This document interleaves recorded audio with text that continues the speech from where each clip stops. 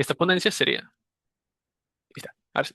La pregunta que va a guiar toda la ponencia sería, ¿cuándo un proyecto con microcontrolador, ya sea Arduino, SP32 u otros, deja de ser un prototipo y ya se convierte en un sistema capaz de operar en un entorno real? Pasamos de que pueda funcionar una u otra vez y no sabrás cuándo podrá fallar, que es lo que pasa con los prototipos, a saber que va a poder operar días, semanas, meses u años. Eso ya viene a ser un producto como tal. Entonces, eso es lo que vamos a revisar en la ponencia del día de hoy. Primero, ya me presenté un poquito. Yo soy fundador y gerente general de JWL Control, una empresa que se dedica al desarrollo de hardware, firmware a medida para diferentes aplicaciones de la industria. Ya tenemos, bueno, extraoficialmente 7 años de experiencia desde que yo empecé a finales de mi segundo ciclo, pero oficialmente tenemos año, claro, un añito y un par de meses, por temas legales, de ya haber tramitado el RUC y demás cositas con la zona. Como digo, estamos involucrados, hemos desarrollado proyectos para automatización industrial, minería, agroindustria y también investigación académica. Ahí justo hemos desarrollado algunos proyectos últimos que ahí se los voy a mostrar. Y claro, todo lo hacemos aquí, en Perú. Lo que buscamos como empresa es no depender de marcas internacionales, marcas ya tan reconocidas, sino poder desarrollar un sistema a medida de lo que requiere el cliente. No terminar dándole periféricos o etapas del circuito que no vayan a utilizar, que carecen del producto, y pues a las micro y pequeñas empresas no se les facilita acceder a esa tecnología tan fácilmente. Ese es el objetivo principal de la empresa. Ahora, a ver, ahí está. Ahora, ¿qué fue lo que inició? Voy a darles un poquito de contexto del cómo se desarrolló la empresa para que tengamos más noción. ¿De dónde nació la idea de la empresa? Todo comenzó con mi padre, el cual ya tiene alrededor de 40 años de experiencia en lo que es el rubro de las lavanderías industriales. Él pues trabajó con diferentes técnicos, ingenieros, ha trabajado en cientos de plantas de lavandería industrial y él veía de que las máquinas, la parte electromecánica, te duraban muchos años, 5, 10, 15, 20 años. Y ya si alguna piecita fallaba, se podía conseguir en el mercado local. ¿Qué es lo que no se conseguía fácilmente? Era la parte de control, la tarjeta principal.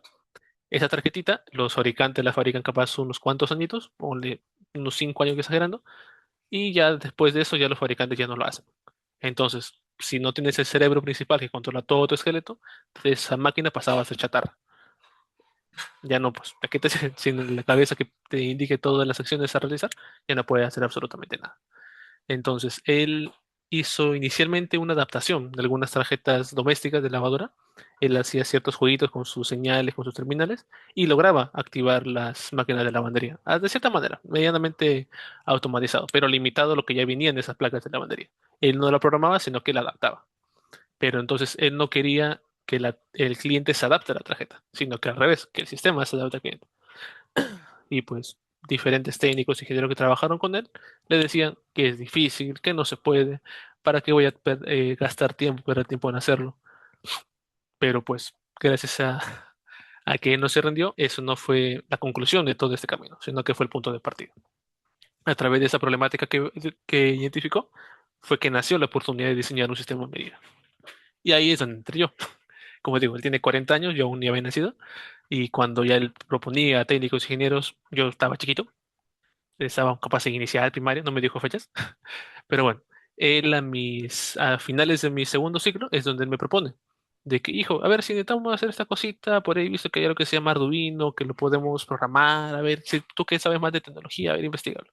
Y ya, pues, me puse a revisarlo y pueden ver aquí mi primer circuito que hice en Tinkercad, porque ni sabía que era un Arduino, no sabía dónde se compraba, cuánto costaba, y pues por facilidades puse un simulador. Aquí lo ven, diciembre de 2018, a finales de mi primer año de la universidad.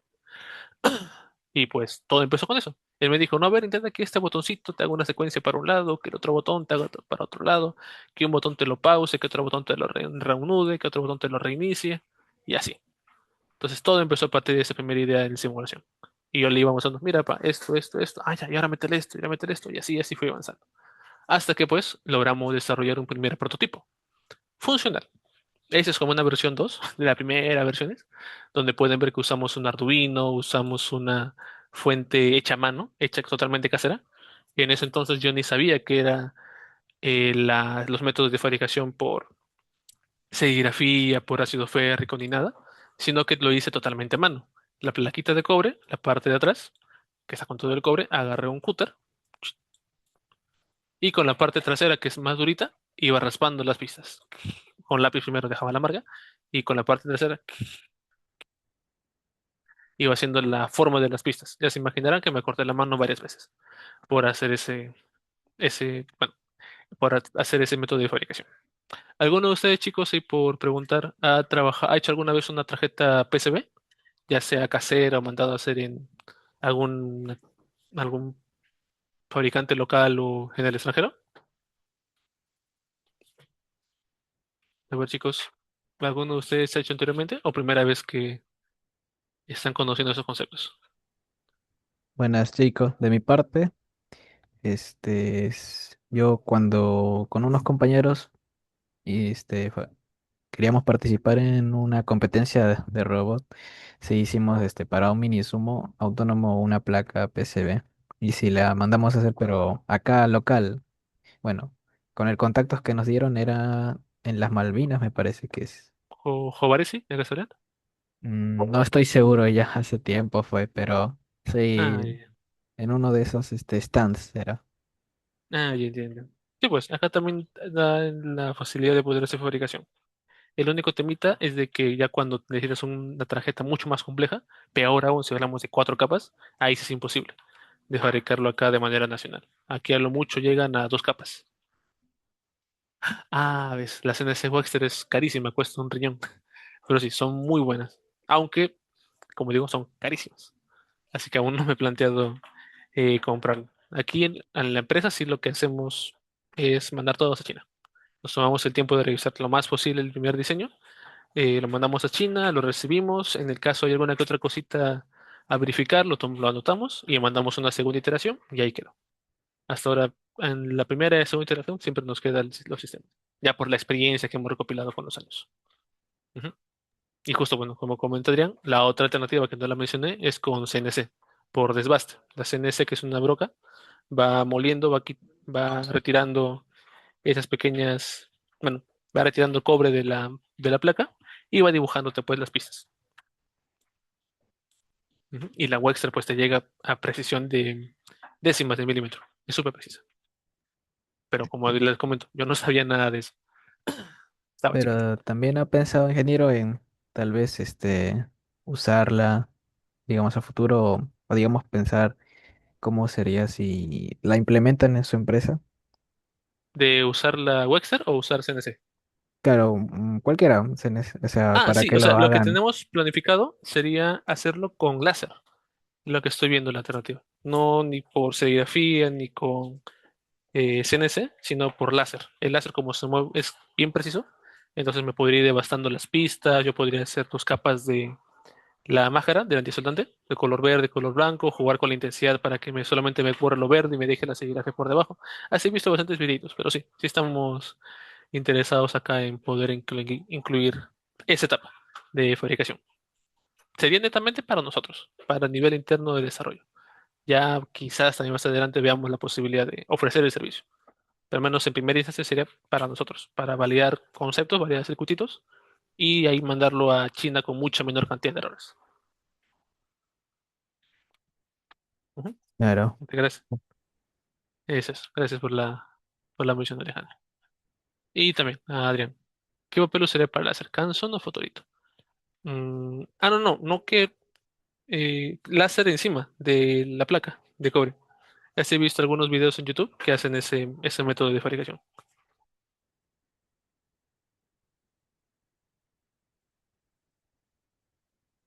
Ajá, ajá.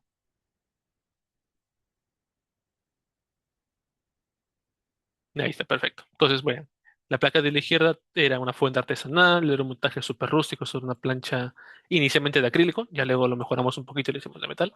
Los componentes están separados, conectados por cablería, que una mala manera se podía terminar rompiendo. O la soldadura puede terminar desgastándose y haciendo un cortocircuito. También usábamos un Arduino, que como tal el Atmega sí es potente, sí tiene la capacidad, pero como módulo de desarrollo no es adecuado para aplicaciones industriales. El chip sí, el módulo no. Y bueno, cableado hacia una pantallita LCD por I cuadrado C, impresa entre ser la carcasa y pues se iba adaptando en la marcha, según lo que requiere el cliente, como que nos íbamos hablando. No era un modelo estandarizado, un modelo de capacidad adecuada. Y ya luego, con el paso de los años, llegamos hasta el desarrollo actual. Bueno, casi actual. Esta es la versión 7.1.3 y estamos en la versión 8.1 ahorita. Como se dan cuenta, no hemos dejado de mejorar.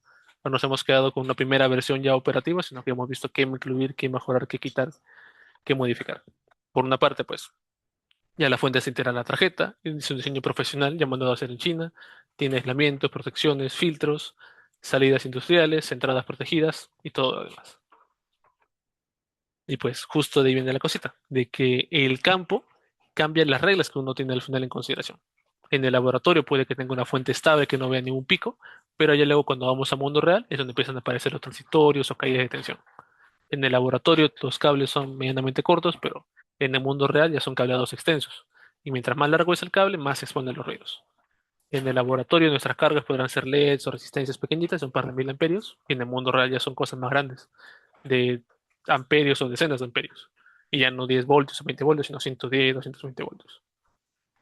En el laboratorio, si tu código que estás probando y se cuelga o hace un funcionamiento raro, lo reinicias y forma resuelto. Eso no puedes hacer en una aplicación de mundo real. Un reinicio puede tener un proceso crítico y ya perjudicaste la línea de producción. Y en el laboratorio, pues tú como eres el autor, estás presente, puedes saber qué corregir, pero en el mundo real, el cliente tiene que saber qué está sucediendo si algo falla, qué poder hacer para solucionarlo. Y pues cada falla que pudimos ir apreciando en el desarrollo se convirtió en un requisito y una mejora que aplicamos finalmente en el sistema. Aquí como un pequeño time lapse, en el 2018 fue donde tuvimos la idea y empezamos a hacer desarrollo de prototipos. Ya los siguientes años fue instalar, fallar, corregir, iterar, iterar, iterar. Ya en el 2022-2024 fue donde ya desarrollamos un producto, ya una versión que sí sabíamos que iba a trabajar sin problemas en la industria, que fuimos mejorando, mejorando, mejorando. Y una PCB propia de nosotros y repetible. Y ya entre el año pasado y el año actual, ya estamos desarrollando una plataforma a todo el ecosistema JWPLC, tanto de hardware, tanto de software y también de herramientas. Ahí más adelante se lo voy a mostrar. Y pues todos estos años de desarrollo que nos han enseñado. Por una parte, que la innovación nace de una problemática real. Cuando algo no se ajusta a lo que uno necesita, tienes ahí, en ese caso, la oportunidad de crear. Pero claro, tiene que existir la necesidad. No tiene sentido de que uno desarrolle algo sin en ningún lado observado que haya la necesidad. ¿Qué más? El conocimiento técnico crece con los desafíos. Como vieron, yo empecé sin nada, ni siquiera un Arduino físico. Yo ni siquiera sabía qué era eso. No sabía cómo hacer todo el ecosistema que estoy haciendo hasta el momento. Pero ¿qué hice? Partí desde el inicio. Yo quiero poder leer botoncitos. Ah, ya. ¿Qué es eso? Ah, una entrada digital. ¿Con qué se lee? Ah, ya, con Digital Read. Ah, mira, ahí estado bajo, pull up, pull down. Ah, mira. Luego, quiero activar mi salida. ¿Qué necesito? Digital output. Digo, bueno, pin mode, digital output. Y que hagas determinada secuencia. Uy, si uso la función que es delay, que es la primera que encontré, esto me cuelga, ya no me deja leer el botón. ¿Qué voy a utilizar? Ah, ya, las milis. La función milis, que cuenta, es el timing interno del Arduino. Tengo una gran cantidad de datos del mismo tipo que quiero almacenar en algún lado. ¿Qué puedo hacer? Allá, una matriz. Allá, tengo diferentes tipos de datos que son parte de un mismo grupo, pero son diferentes tipos de datos. ¿Qué puedo utilizar ahí? Ah, mira, una estructura. Quiero definir unos estados de una máquina de estados y que automáticamente se enumere. Yo quiero nomás ascender un nombre, pero no quiero estar olvidándome de haber cambiado un número en esa lista. Allá, los enums. Quiero que una función aplique más de una variable a la vez. Allá, punteros. Y así, así, así. Según cada necesidad que yo viviendo, fui aprendiendo lo que requería. De ahí como recomendación para ustedes, no se traumaticen tanto con querer aprender todo porque hay demasiadas cosas para aprender, sino que pues, según la necesidad que tengan en el momento, enfóquense en esa y solucionenla. Porque van a ver que justo cuando solucionen esa, van a encontrar algo más para aprender. Ahí está. ¿Qué más? De lo resto que lo profesional también. Vieron que no nos quedamos en desarrollar un primer modelo como el que tengo actualmente, que han pasado cuántos años. Si yo hubiera esperado recién ahorita a poder sacarlo, no hubiéramos llegado hasta donde estamos ahorita, quizás de acá a 10 años más. No se trata de empezar perfecto, sino de iterar con propósito. Y también esto, la confianza en lo propio puede abrir caminos. Si nadie le hizo antes y todos dicen que no se puede, pero confías en ti mismo, quizás seas tú el que deba hacerlo. Perfecto. Así que chicos, ¿alguna duda, alguna consulta? ¿Dudas, preguntas, chicos? o todo claro para continuar. Todo caro, ingeniero. Ahí está, perfecto. Ahora, pasamos a la parte interesante. ¿Cómo se diseña un sistema embebido? Primero, un sistema embebido no es solo el microcontrolador, ya sea el Arduino, el SP32, sino que abarca muchas más cosas. Por una parte, la que no debe faltar, la fuente de alimentación, sino cómo lo energizas, ya sea por entrada de 24 voltios, ya sea por entrada de corriente alterna, ya sea por baterías. Tienes que poder darle energía a tu sistema para que pueda empezar a trabajar. Luego son los sensores, lo que reconoce, lo que detecta el estado del entorno que te rodea, que vas a controlar, ya sea con señales digitales, ya sea con señales analógicas o ya sea con señales de comunicación de un módulo externo.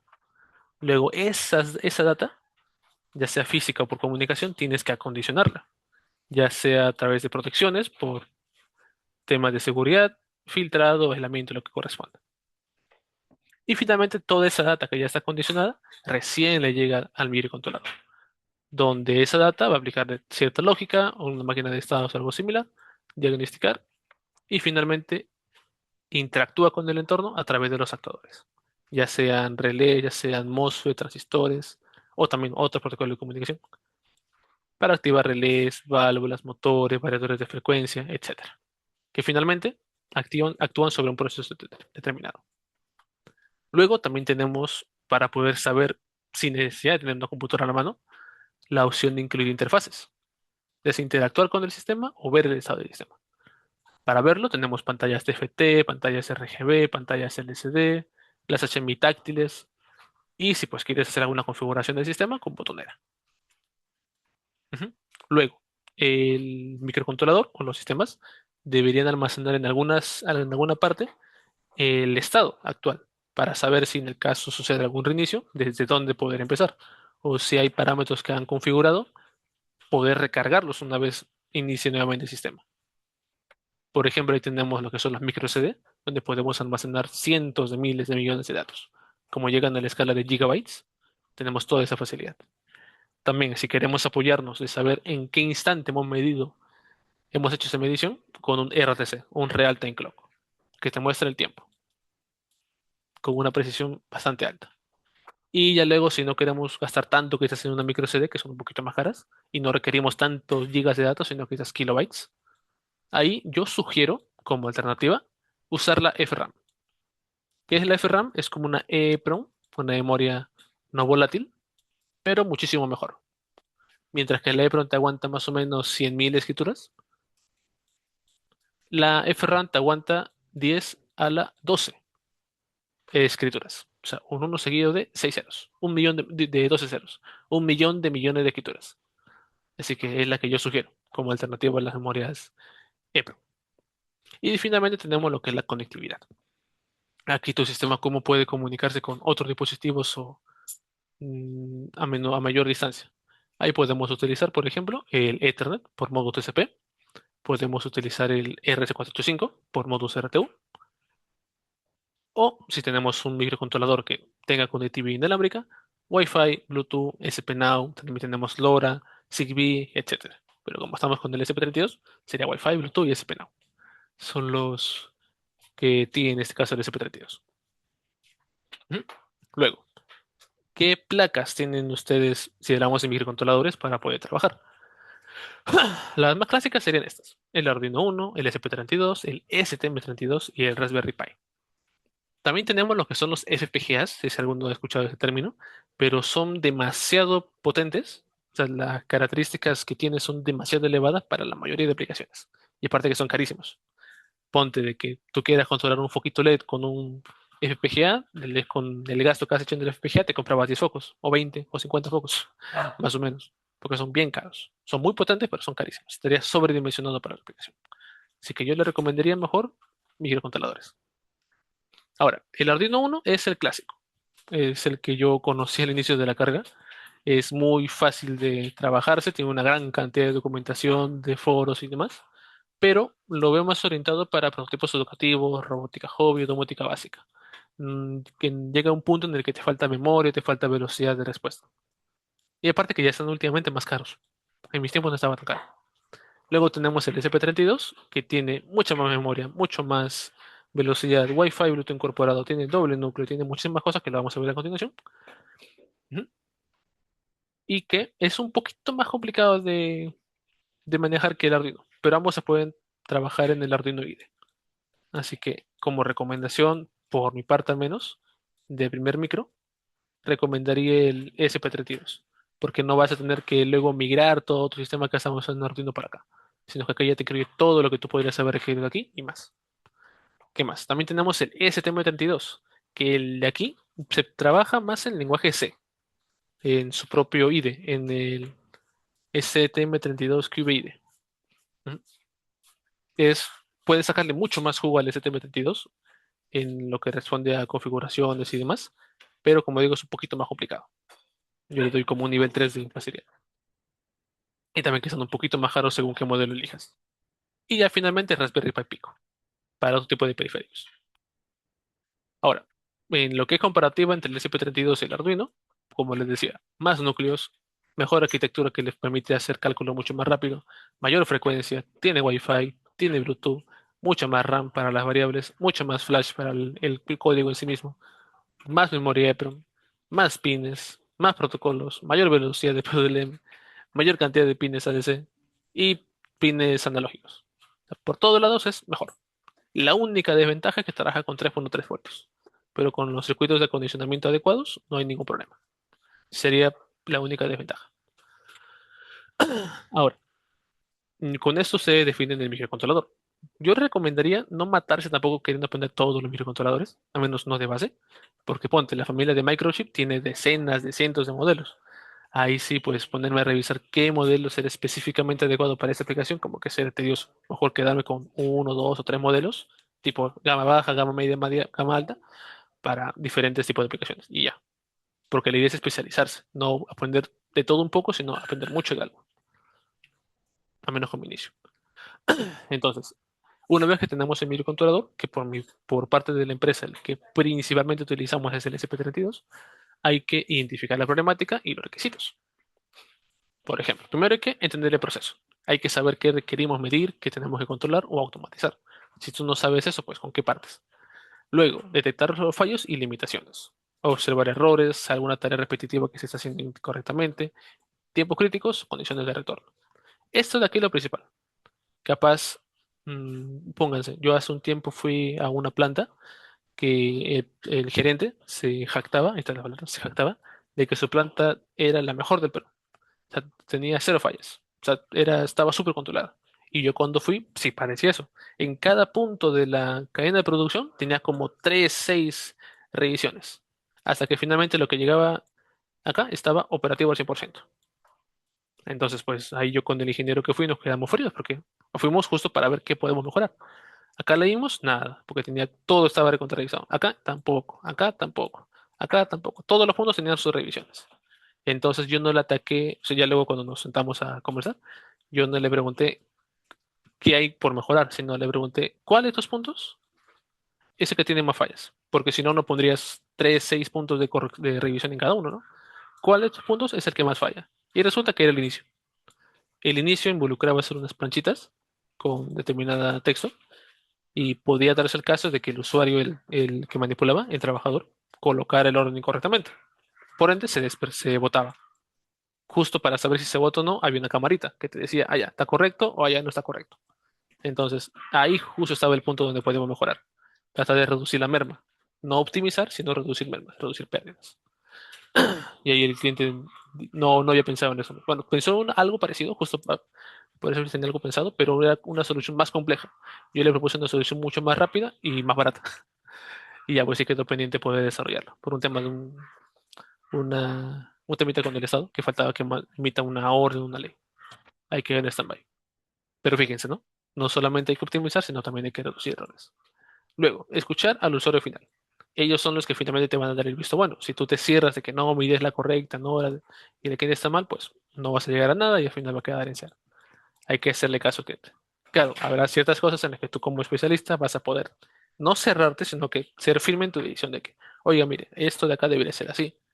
Y capaz decían, no, pero eso ya mira, lo hacemos así como usted, pero si lo vemos que no funciona, aplicamos lo mío, ¿se parece? Y como que el cliente va a empezar a ganar confianza en ti. Capaz al inicio como que no te conoce, va a decir, no, pero ¿qué vas a ver? Pero en el proceso ya tu decisión va a valer mucho más para ese cliente. Y finalmente los requisitos técnicos. Saber cuántas entradas, cuántas salidas, qué alimentación, qué comunicación y demás detalles para el sistema final. Es decir, todo el proceso de inicio. Luego, la selección de los componentes. Aquí pues hay diferentes tiendas de las que uno puede comprar, pero siempre hay que apoyarse de las hojas de datos, los datasheets, también de notas de aplicación que los propios fabricantes hacen de sus circuitos integrados para que sepas o tengas una noción previa de cómo poder utilizarlos. Y foros de la comunidad como siempre.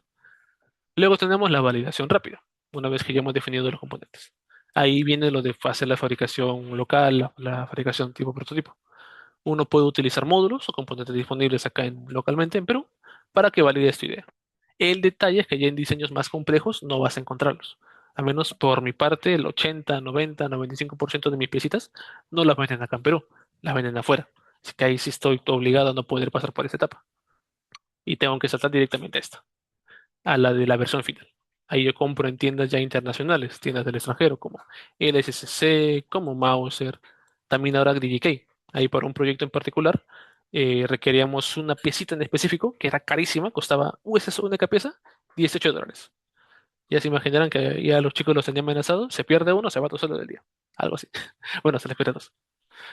Y pues, eh, ya pues por eso, se les iba el sueldo del día. Por eso solamente una persona lo hacía. Y a mí se me perdieron dos. Lo bueno es que yo no tengo sueldo. Entonces, para ese cliente requería ese proyecto en específico y no encontraba en ningún lado. No en el SSC no vendían. En Mauser se había quedado sin stock. En DJK ya no había stock. O había un modelo mucho más caro incluso, que estaba como 50, $100. Entonces estuvimos buscando alternativas, modelos que sean parecidos. Le encontré un modelo que en casi todo cumplía, menos en la tolerancia a la temperatura.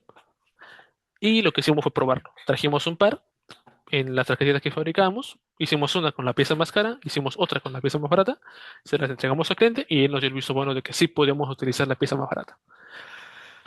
Y de esa manera pudimos seguir avanzando, porque si no, la producción quedaba parada completamente, porque esa pieza era crítica. Sin esa pieza no funcionaba la tarjeta. Ujú. Así que siempre hay que ver eso, revisar componentes que tengan una cantidad de stock prudente. Vaya a ser que tú buscas una piecita que tenía apenas 10 unidades en stock, justo el cliente te dice, uy, ya quiero 20 tarjetas, y pum, se acabó. Ya no hay stock. Y te dice, el stock se renueva de acá al 2027. Ya fuiste. Entonces hay que tener mucho cuidado con eso. Y finalmente, los límites reales. Puede que en tu simulación tú pongas, por ejemplo, ¿no? En un circuitito, 220 voltios, una resistencia y tierra. Y en simulación, uy, está bien. Pero resulta que esta resistencia que tú pusiste de 100 ohmios, por algún motivo, te está consumiendo 2 amperios. Y tú colocas una resistencia chiquitita, que apenas te aguanta un cuarto de vatio. Entonces, en tu simulación aparentemente estaba todo bien, pero como no tuviste en cuenta temas de potencia, corriente, temperatura y demás, reventó al momento de iniciar. Así que siempre hay que revisar todo eso. No tomar como punto de partida la simulación, pero siempre revisar esos detalles. La corriente, la temperatura, la tolerancia, el montaje y el encapsulado. Ujú. Luego, del esquemático al PCB. Una vez que ya defines todo tu circuito y que haces tus esquemáticos, ya pasamos finalmente al desarrollo de la PCB. Por un lado, ya como estado final, evitar entregar un producto final, hago el énfasis, en un protoboard. No te ofrece la confiabilidad para un proyecto real. Los protoboards no hacen buen contacto. En el tiempo se va a ir oxidando y aparte que la cantidad de corriente que te permite es baja. Así que te va a perjudicar más adelante. Ah, sí, el costo de envío de DK cuesta $100, pero en este caso, ahí Percy, nuestras piezas ya iban para los $2000. Entonces, ahí sí. Y aparte que te entregan súper rápido. La importación que hicimos en esas fechas era, no incluso era de como 3000, que lo repartimos en dos. Entonces ahí ese cosito sí nos salía rentable para ese caso. Aparte que hay piecitas que capaz no encuentres en Mouse, digo, en DLSS, que es mucho más económico. Hay opciones de hasta 20, $30. Hay piezas que no las vas a encontrar ahí. Y tristemente las encuentras en Mauser, que te lo venden, te hacen el envío a 60, 80, creo que lo subieron un poquito. O DJK, que te lo ya ponen a $100, pero te lo entregan súper rápido. Ponte, yo hice un pedido el lunes y me llegó un miércoles o un jueves, creo, un viernes. O sea, esa es la ventaja, no es que solo sea más caro porque sí, sino que también para que circunstancias críticas sí lo vale. ¿De acuerdo, Perry?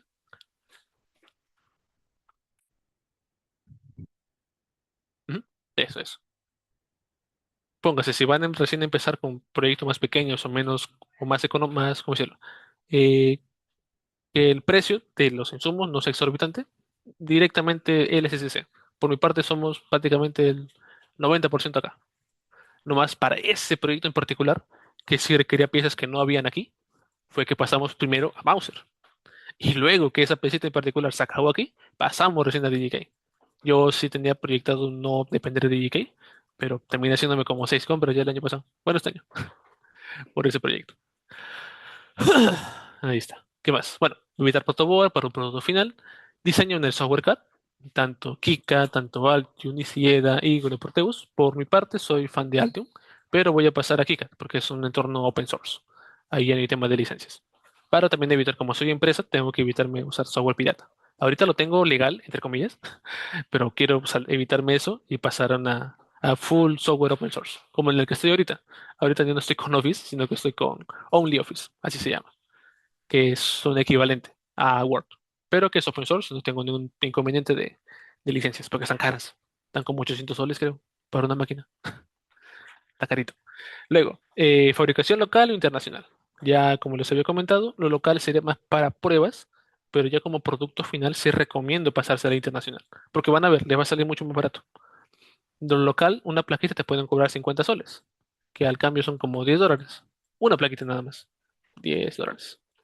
En cambio, en internacional yo puedo mandar a fabricar 50 placas por el equivalente a 10 soles cada una, por ejemplo. Claro, en total salen como 500 soles, pero individual pues sale baratísimo. Y aparte que te lo fabrican súper rápido y de muy buena calidad.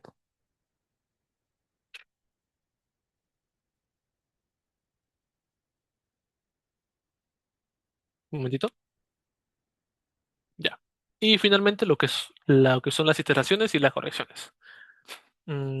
Pónganse al inicio, de ahí justo que llegamos hasta ahorita en la versión 8 del JWPLS Laundry, es que yo no conocía tanto de hardware. Entonces fue aprendiendo en la marcha. Cada iteración que fui viendo, vi, oye, esta piecita de acá me gustaría utilizarla. Luego la pruebo, uy, pero no funciona. ¿Por qué no funciona? Hay estas pistas que están mal conectadas. Hago siguiente iteración. Uy, este circuito, por más de que hice esa corrección, no funciona, o funciona hasta cierta distancia. Ah, hay que buscar otro reemplazo. Y así fuimos iterando.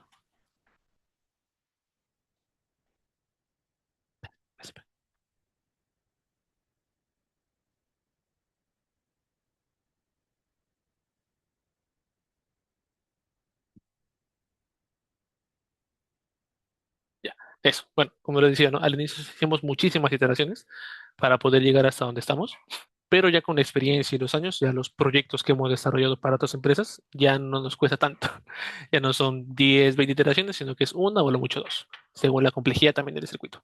Lo bueno es que ya los últimos proyectos, ya del último año, ya todos han salido a la primera, ya gracias a la experiencia y la práctica que hemos desarrollado con los años. Ujú. Listo. Luego, ensamblaje, programación y validación. Por una parte, lo que es la soldadura. Ahí hay que revisar la orientación, la polaridad. Hay veces de que uno puede poner un diodo que no ve bien la marquita, que era para aquí, y lo pone al revés. Un diodo SMD. Y al hacer eso funciona mal tu circuito, puede reventar. También lo que son puentes de estaño, a veces que entre patitas, que apenas se nota, pero se ha formado un puentecito de estaño que te perjudica el sistema. Eso nos ha pasado, póngase con las placas del JWPLS Basic, que resulta que donde está el SP32 había dos patitas que visualmente por encima no se veía, pero resulta que estaban por debajo, ese puente. ¿Cómo lo solucionamos? Calentándolo con estaño y con pistola de aire caliente y con cautín, logramos retirarlo de la parte de abajo y ya se corrigió porque estaba viendo un recalentamiento en una sección que era medio rara. ¿Qué más? Pruebas en entornos reales. No quedarse netamente en el laboratorio, sino verificar dónde vas a aplicar tu solución. La programación, por nuestra parte, la hacemos en Arduino IDE. Hay entornos más sofisticados, eso sí lo sé, como el SPIDF u otros, donde le puedo sacar más jugo al SP32, pero al menos por mi parte, yo estoy satisfecho con lo que puedo hacer con el Arduino IDE. No me saturo, no me agobio queriendo resolver todo de la forma más óptima, sino que pues si estoy tranquilo aquí, ¿para qué matarme queriendo, bueno, para qué matarme queriendo aprender todo? Ya, claro, cuando sienta por mi parte que he llegado a un techo en lo que es la programación de Arduino IDE, sí voy a pasar a ese PDF. Pero como hasta ahora no llego a un techo personal por mi parte, estoy más que contento con el Arduino IDE. Ujú. ¿Qué más? Bueno, y claro, lo que es depuración y mejora de tu sistema. No quédate con esa única versión, sino capaz que requiere optimizaciones, ya sea de hardware o de firmware, por seguir desarrollándolo. Como hemos hecho con el JLPLS Laundry. No nos quedamos con la primera versión, como vieron, de Arduino, bloque de relays, ni así, sino que fuimos iterando, iterando, iterando, iterando, hasta la versión que tenemos actualmente, que la van a ver más adelante. Ujú. Y finalmente, diseño del gabinete. Por una parte, te permite proteger tu tarjeta electrónica, tu desarrollo, de polvo u otros detallitos, sea según qué grado de IP le pongas. También lo que es el software, yo recomiendo SolidWorks. Hay, menos por mi parte, mejor comodidad para lo que es el desarrollo de los modelos 3D, más aún con los ensamblajes. Con el SolidWorks siempre me ha dado problemas. Digo, con el Elementor siempre me ha dado problemas. Lo que son los ensamblajes en vivo, podríamos decir. Con la pieza moviéndose, actualizándose y que los demás también lo hagan. En SolidWorks no va a pasar eso. Pero eso sí, también estoy buscando alternativas open source. Ahí el que he descargado es FreeCAD. Voy a investigarlo más a detalle para también quizás en un posterior taller mencionarlo. Pero es una alternativa open source. Para ya los que son como empresa, vamos a tener esa preocupación. Luego hay que exportar ese modelo 3D, ya sea en STL o en .step, para su impresión en corte láser. Y bueno, lo que le decía del Inventor, para que no les pase lo que me pasó a mí. Yo un día estuve haciendo un diseño todo el día, o bueno, medio día de trabajo, y luego moví una piecita y ya no me actualizaba. Por más que le daba en que se regenere, regenere, nada. Y ya desde ahí me estresé, nunca más. Full SolidWorks. Listo. Hasta aquí, chicos. ¿Alguna duda, alguna pregunta? El Visual Studio Code. Sí, eso también quiero pasar, de enviar. O sea, creo que eso lo tengo pensado como un punto intermedio entre eh, Arduino IDE y ese PDF, pasarme al Platform IO. No más que como yo he hecho un package personalizado en Arduino del SP32 para el JDLP, LSB, Sigi Laundry y demás, tengo que revisar cómo poder hacer mi package para el Visual Studio Code. Eso no más. Pero sí, de que quiero pasar al Platform IO, sí lo quiero hacer. Porque ahorita estoy haciéndolo entre Arduino, Visual Studio para poder codear cómodo, el Arduino para poder subir el código. Es un poquito tedioso. Así que sí, justo eso quería también ver. Listo, ¿qué más? Ya, hasta aquí chicos. ¿Alguna duda, alguna pregunta? Para continuar.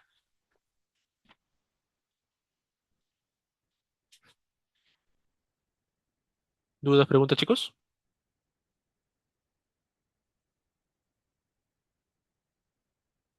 Ahí a ver, pues, mientras vamos avanzando, me gustaría que comenten ahí en el chat cuál ha sido su proyecto que sienten ha sido más complejo, que han desarrollado hasta la fecha,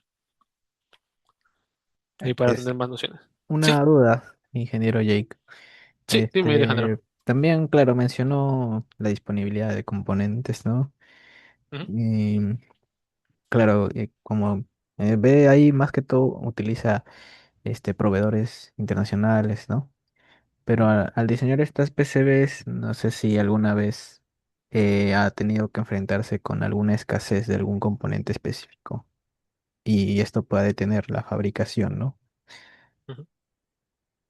O sea, si Sí, es que ahí, se le presenta, ¿cómo podría sí, combatirlo? eso justo me ha pasado. Ponte, como ahí les había comentado, con esa piecita que era bien cara, de $18, más o menos me plantó la producción para ese cliente como por un mes, porque no había por ningún lado. Ya luego, recién que se recopiló un poquito de stock, al toque fue a comprar, pero antes de que nos vuelva a pasar de que quedamos sin stock, fue el que le propuse, lo de buscar una pieza alternativa. Justo yo aproveché en ese último lote que hubo de stock de esa piecita, compré unos cuantas de un modelo más económico. Ahí aproveché, se los cedí unas plaquitas, se lo entregué para que lo pruebe y ahí quedó validado. Siempre hay que tratar de que la piecita que tú compres tenga alguna alternativa, ya sea, como decir, si es una pieza sencilla en cantidad de patitas, que en características se parezca. Y si es una pieza más compleja, que su reemplazo tenga la misma cantidad que tenga el mismo footprint. Porque ponte de que tú has fabricado 100 placas, imagínate, y resulta que justo te quedas sin stock y solo tienes para 10. Y las otras 90, resulta que ese chip no tiene ningún reemplazo con el mismo empaquetado, sino que su reemplazo es más grande, más pequeño. Entonces ya no vas a poder hacer nada. Esas 90 placas que han quedado casi terminadas de fabricarse, quedan tiradas porque no tienes el chip con el tamaño adecuado. En nuestro caso, pónganse esa pieza, que era una resistencia, bien cara, una pieza de 0805, que era bien cara. Yo en la plaquita, yo me tomé el tiempo de dejarle el footprint, la, de un tamaño lo suficientemente grande para que me entre 0805, me entre 1206, me entre 1210, creo que era, por ejemplo, ¿no? Me entre diferentes tamaños de empaquetado. Si yo me quedaba solamente con el exacto de 0805, no iba a poder encajar todos los casos. Pero como dejé un fútbol un poquito más grande, me dio la chance de poder colocar diferentes empaquetados. Ujú. Esa es la cosita, Alejandro. Y ya luego, en los mejores casos, es cuando tienes una piecita que se te acabó el stock, pero resulta que hay otros fabricantes que fabrican la misma piecita, capaz no el mismo código, capaz no la misma configuración, pero sí las mismas patitas. Entonces ya a nivel de hardware no te preocupes, ya capaz es netamente a nivel de firmware. Ujú. Claro, no sé si antes también mencionó la plataforma que utiliza para el diseño de placas. Sí, Es usuario. usamos Altium, Altium Designer. Ah, pero Ujú. siempre, Y siempre queremos migrar a utilizan, KiCad. A claro, KiCad queremos migrar. Ujú. porque si tenía esa duda, pero si es que utilizaba antes, por ejemplo, herramientas de uso libre como KiCad, ¿no? Digamos, ahí y luego tal vez ver la forma de sí o no utilizar Arduino, porque digamos en qué punto de crecimiento de un proyecto, ¿no? De la empresa, considera que se vuelva indispensable migrar de estas herramientas si es que utiliza como KiCad hacia plataformas de pago como Altium, ¿no? O sea, en cuál es el punto donde diga que para esto mejor Altium o tal Ah, vez. bueno, en este caso, cada software tiene sus pros y sus contras. Ponte Proteus, eh, fue el primer software que yo conocí durante mi carrera. Bueno, es el primero que nos enseñaron, slash, pónganse a estudiar ustedes. Ya luego por el curso de robótica me vi obligado a aprender a usar Eagle, que es horrible. Es así, totalmente descartado. Su lista de librerías, sus nombres que se le asignan son feos, feos, feos, feos. Aparte que para cambiar el modelo 3D de una piecita, tuve que hacer un tutorial de como 10 páginas en el informe que nos pidió el profesor, de cómo se hace. En Altino es súper rápido. ¿Cuál es su ventaja? Que Ponte tiene la opción de licencia educativa, ¿no? Es libre para esos casos. Y si EDA, su entorno me gusta mucho, aunque bueno, parto de Altium, pero su ventaja es de que está conectado con la base de datos de LSC. Entonces la fabricación de las piezas es mucho más rápida. Y Proteus, que incluye simulador. Esa es también su ventaja. Pero en lo que es cómo se distribuyen las piezas, siempre me molestaba el cambio de tamaño, de pasar de milímetros a pulgadas, ahí cuando tenía que hacer esos cambios. A veces me olvidaba y todo se me descuadraba. Así que también Proteus como que lo dejé en un segundo nivel. Eagle por acá, Proteus, y este es el piso. Eagle por acá, Proteus por acá y Altium por acá. Altium sí, ni bien lo empecé a utilizar, me fue súper cómodo. ¿Cuál es el temita? Que es bien caro. Su licencia cuesta casi $2000 al año. Entonces, a menos que la empresa tenga esa facilidad económica para utilizarlo, mejor buscar otras alternativas. De que se podría pagar, lo podríamos pagar, pero no es como un gasto excesivo. Si me dedicara 24/7 a diseñar netamente hardware, podría ser, porque los proyectos que llegarían lo compensarían. Pero como no me dedico 24/7 a desarrollar netamente hardware, sino también hardware, fin, y otra cosita más, es que vamos a migrar a KiCad. Porque también KiCad es un entorno open source, no hay ninguna complicación por ahí. También otros colegas utilizan KiCad. Aparte de que ahí podemos hacer unas integraciones, unas facilidades para lo que es el desarrollo. Por eso. Entonces, yo recomendaría, quizás, si aún no usan ningún software, empezar con KiCad, que es el que sí yo también lo quiero revisar. He visto ahí videos y foros que sí es bastante potente. Capaz no llega todo lo que es Altium, pero pues Altium es de pago. Altium es la herramienta por excelencia de lo que es diseño de hardware. Solamente que es carito.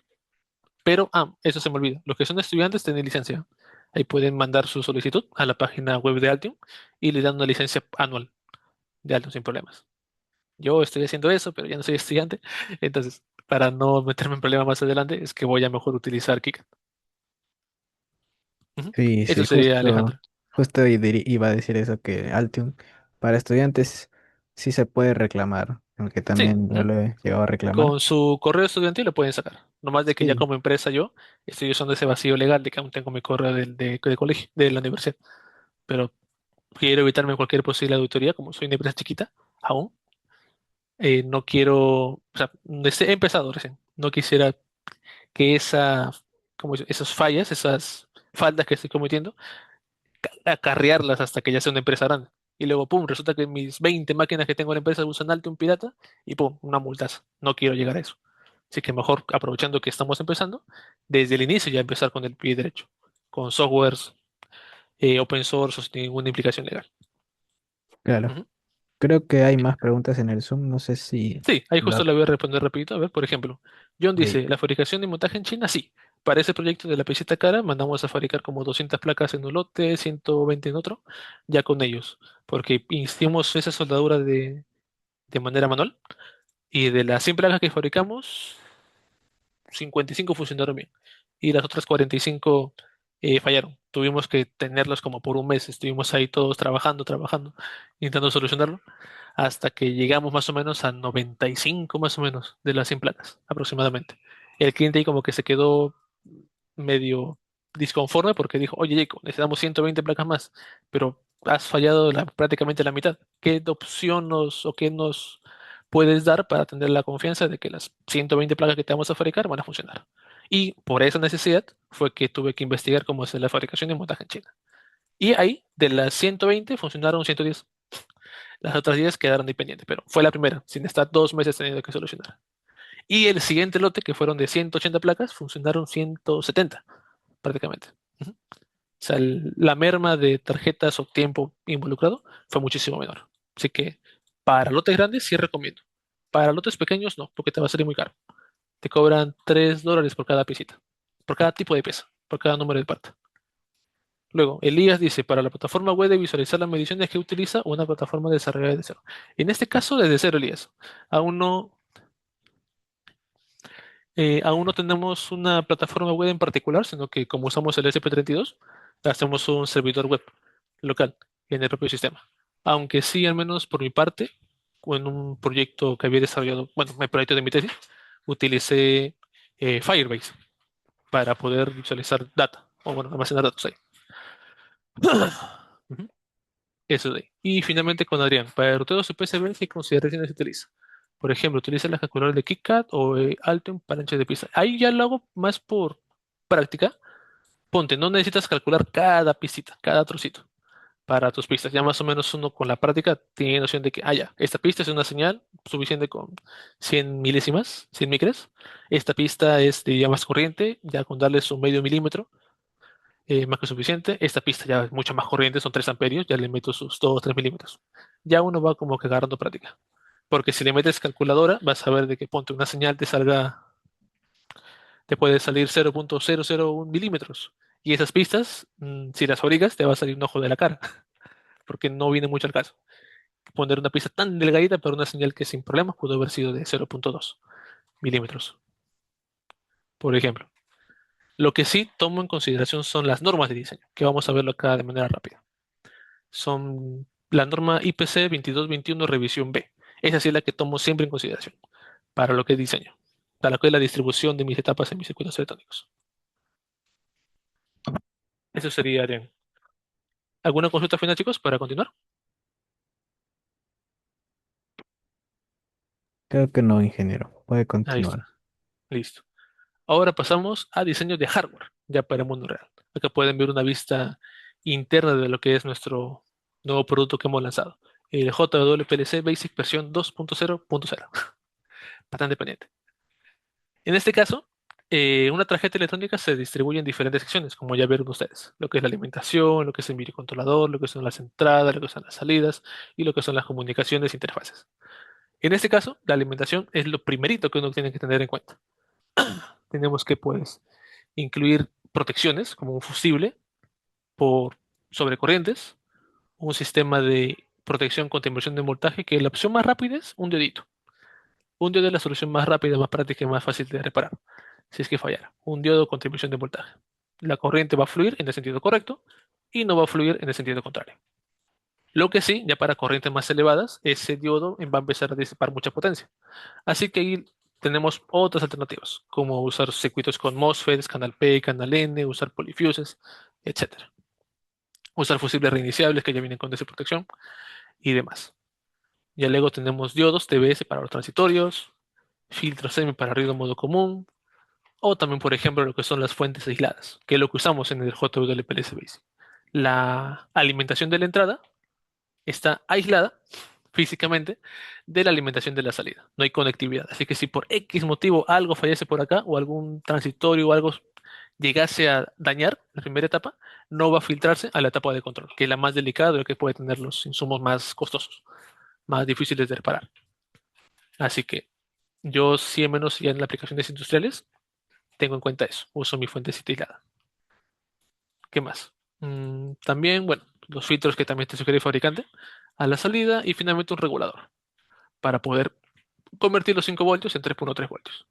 El microcontrolador y algunas etapas de mi sistema utilizan tanto 3.3 voltios, pero la pantalla gráfica, la RGB, la TFT, utiliza 5 voltios. Así que de ahí jalo para cada señal. ¿Qué más? Ahora, como sugerencia, lo que son las fuentes switching, capaz alguno conozca el LM2596, tengan en cuenta que estas fuentes son muy estables en el sentido de son, no, son eficientes en el sentido de que la disipación de calor que tienen es muy baja. Si, por ejemplo, tú le metes 10 vatios de energía, te va a dar 9 vatios o 9.5 vatios, imaginemos. Es una eficiencia del 95%. La disipación de potencia es muy bajita. ¿Cuál es el problema? De que lo que te va a generar a la salida es una señal muy oscilante, porque estas fuentes switching hacen justo eso, switchar. Están conmutando a velocidades muy altas. Y esa señal, si tú la metes a dispositivos delicados, como señales analógicas o microcontroladores, según qué caso sea, te puede perjudicar.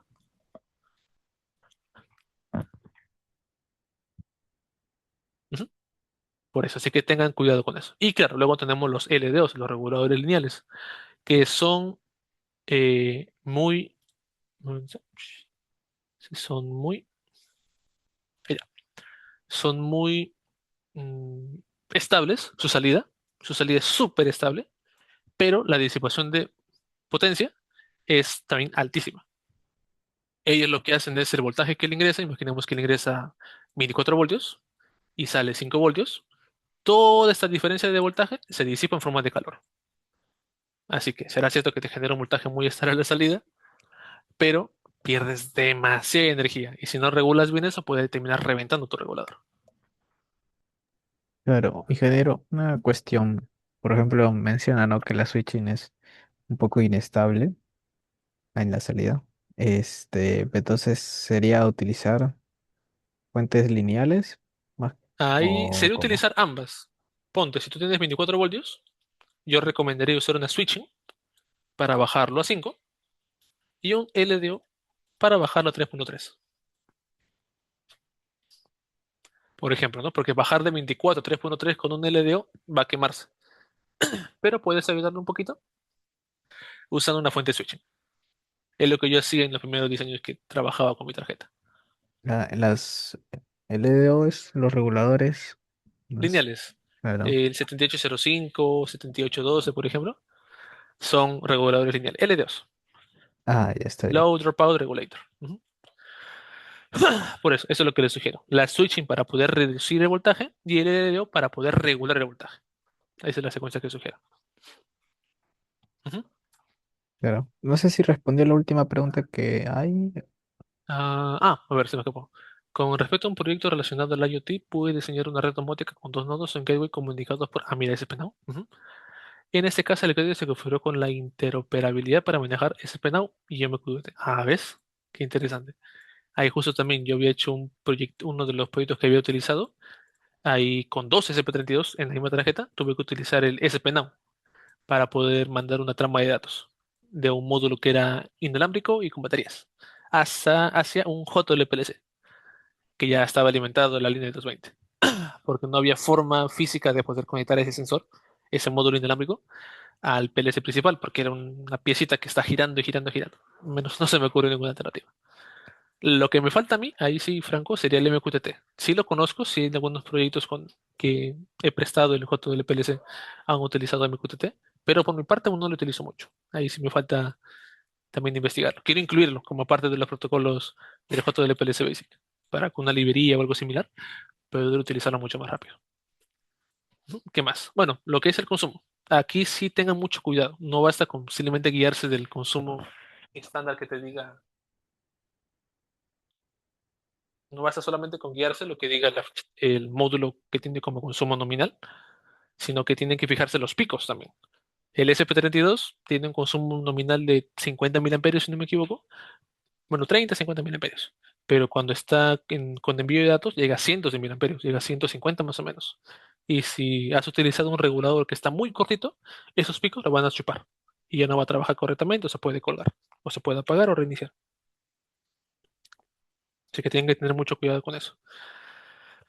Pónganse para un proyecto, ese proyecto de la placa chiquita, sí tuve que tener mucho cuidado con lo que era el modelo del regulador, porque ahí tenía una alternativa para utilizar, pero veía de que ante los picos durante la comunicación por LoRa se iba a terminar chupando, se iba a terminar apagando. Así que tuve que buscar, estuve como varios días buscando la alternativa, el modelo adecuado, porque el que yo estaba utilizando originalmente se había acabado el stock.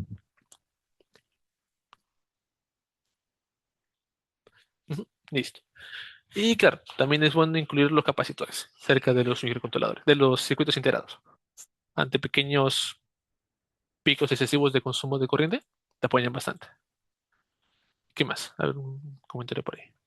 De RSII. Ya, en este caso, si no me equivoco, sí. Por ahí tengo el correo que mandé al fiscalizador. Si no me equivoco, sí. Ahí hice unas pruebas que me está bienvenido los de fiscalización del MTC a corroborar que el módulo LoRa que estaba utilizando estaba en el rango adecuado. Sí me suena que dice que ustedes que revise ese parámetro. Ahí está. También, justo por ese proyecto recién conocí más sobre lo que es LoRa y sus parámetros. Antes de eso aún no lo había utilizado, no me vi en la necesidad de utilizarlo. Ahí como ven, yo soy más por necesidades. No me masacro tanto queriendo aprender todo lo posible que existe, sino pues, según cada necesidad, cada aplicación, cada proyecto que llegue, lo investigo y lo aplico. ¿Qué más? Bueno, las entradas digitales. Es una de las más clásicas, las que tenemos, tanto entradas como salidas a nivel industrial, tipo digital, que viene a representar un estado lógico de cero, apagado, desactivado o similares, o uno alto, encendido, prendido, activado, como lo quieran llamar. Si vemos lo que son las entradas, usualmente trabajamos con voltajes de 24 voltios. Es el más común de lo que es la industria.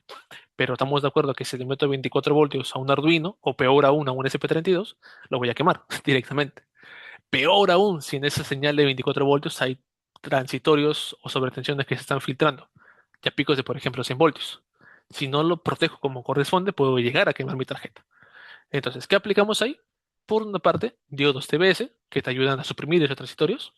Bien, aquí yo estoy recibiendo señales de 100 voltios, creo que sí se logra apreciar. Y a ver cómo uso. Uy, uy, uy, uy, uy, uy, uy. A ver, de aquí para que lo puedan ver bien.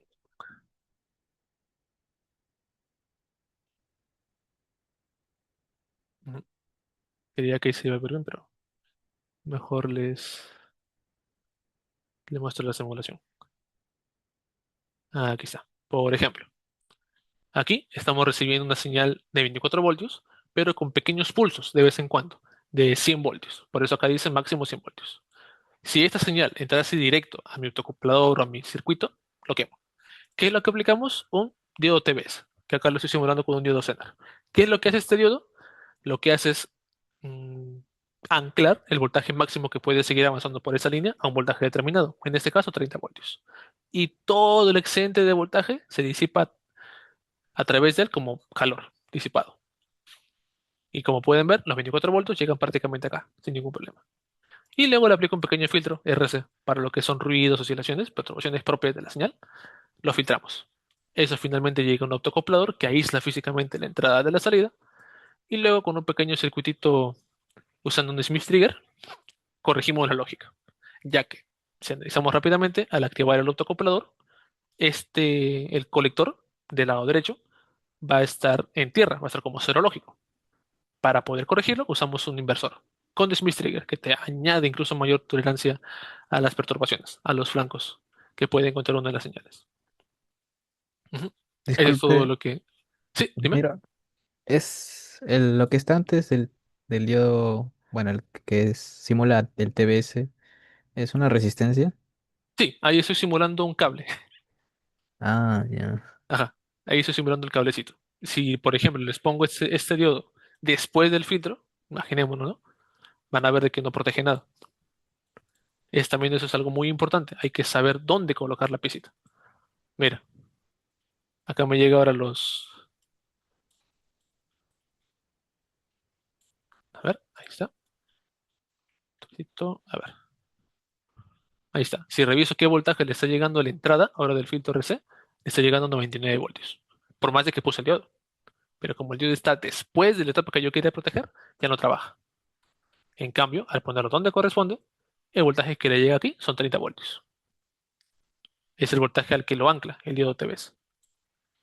Claro, Ujú. porque tenía duda porque menciona que, bueno, si es que funciona como casi como un Zener, o sea que es ancla hasta tal 24 volts y pasan 100, los otros tantos voltios no serían, no se irían a, bueno, lo- alguna otra parte, si es que hubiera una resistencia ahí o antes, se iría tal vez ahí, o todo el voltaje lo consumiría el TBS.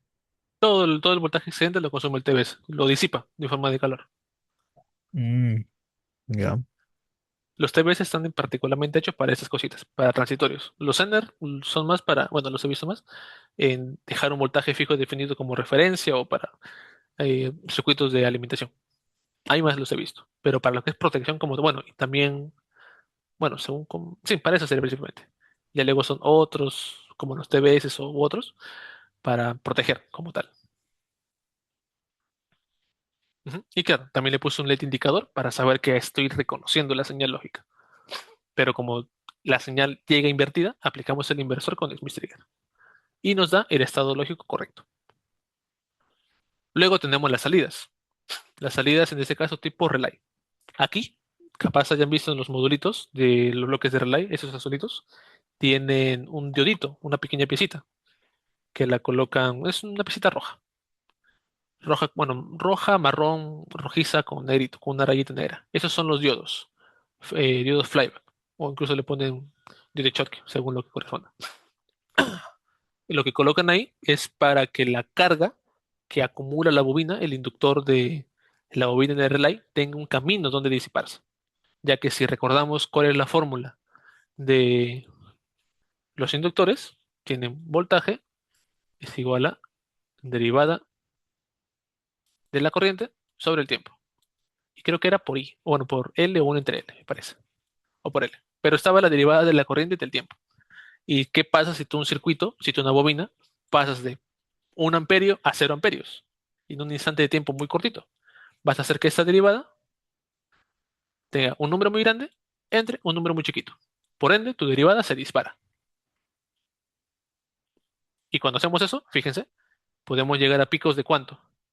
A picos, según la simulación, de hasta 180 voltios, 200 voltios, 500 voltios, 1000 voltios, o quién sabe cuánto más voltaje. Y ese voltaje extra, ¿a dónde se va? A tu transistor. Lo quemas. Si no colocas correctamente el diodo. Justo esa es la simulación de acá también.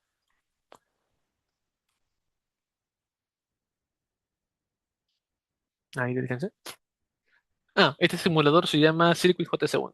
Lo uso mucho para lo que es un primer prototipo de un circuito. Es bastante interactivo. Miren, quito el diodito y fíjense, menos 182 voltios. Y ese por tema de simulación. Si ajusto la simulación, punto un microvoltio.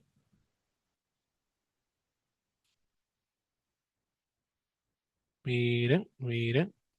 897 voltios negativos. Es por tema de simulación que me genera más o menos. ¿Se dan cuenta? En cambio, cuando pongo el diodito, ¿qué pasa? Ahí van a ver en la simulación. A ver ahí, que me gane, que me gane, que me gane, que me gane. Y ahí. Ay, fíjense, creo que no se apreció. O sí, no, no se apreció. A ver, un poquito más, un poquito más, un poquito menos. No creo que no se aprecia. A ver, un poquito más. Por ahí más o menos, un poquito más, un poquito más, un poquito más. Ahorita lo van a ver. Quiero que lo vean con la simulación. Ay, creo que se logra apreciar, espero que en el video, de que cuando se apagó la señal, dentro de en el circuito bobina diodo, hubo un flujo de corriente. Creo que así se llegó a apreciar. A ver.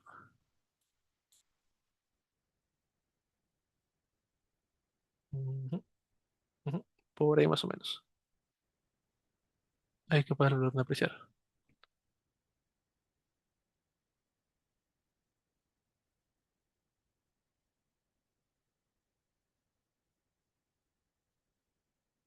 Ay, justo ahí. ¿Se logró apreciar o no se pudo apreciar?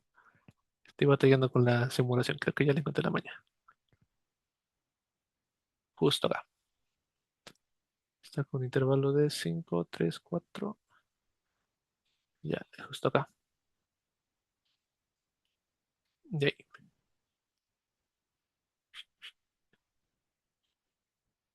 Justo por acá debería verse. Ahí. Perfecto. Fíjense, justo acá ya le pagué la señal. Pero ¿qué sucede? Quedó corriente acumulada en la bobina. Si yo quito el diodo, esa corriente no sabe dónde irse y ¿qué termina sucediendo? Un pico de voltaje. Ese pico de voltaje, como estoy entre un riel de alimentación, tiene que irse a algún lado. Se termina yendo al pobre transistor. Y el transistor tiene, según su datasheet, voltajes máximos entre sus terminales. ¿Qué termina pasando? Lo quemas. Eso es lo que pasa si no incluyes el diodo. Pero como lo estamos incluyendo, esa corriente que está acumulada, que no tuvo dónde disiparse, se disipa en el diodo. No hemos hecho de que de golpe se corte la corriente, sino que tenga un camino donde termina disipándose. Esa es la importancia de ese pequeño dedito. Si no lo incluyen, se le va a quemar el transistor o van a ver, oye, ¿por qué mi relay no está perdiendo si he puesto todo como corresponde? Era justo por eso. Ah, y bueno, claro, un LED indicador para saber si está prendido o apagado. ¿Qué más? Bueno, acá está, ¿no? El diodo flyback. Hay flujo de corriente y justo cuando le cortamos la energía, bueno, le cortamos el flujo normal, se empieza a disipar a través del diodo flyback. ¿Qué más? Bueno, luego tenemos lo que son los tipos de los circuitos de protección que podremos incluir. Por mi parte, solo incluir los varistores en los contactos de mis relays. Es lo que, a menos por experiencia empírica, vi que ayudó bastante a evitarlos, a reducir el ruido que se generaba por activar las cargas de corriente alterna, contactores y demás.